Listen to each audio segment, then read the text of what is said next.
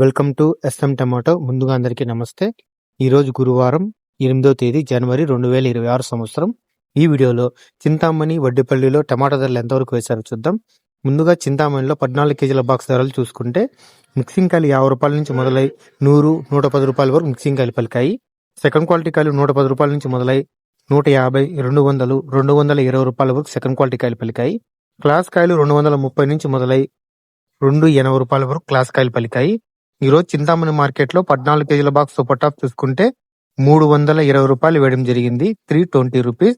నేటితో పోలిస్తే మార్కెట్ ఈ రోజు 130 రూపాయలు ధర తగ్గింది.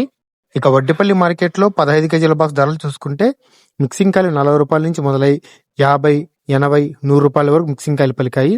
సెకండ్ క్వాలిటీ కాయలు 100 రూపాయల నుంచి మొదలై 150, 200 రూపాయల వరకు సెకండ్ క్వాలిటీ కాయలు పలికాయి.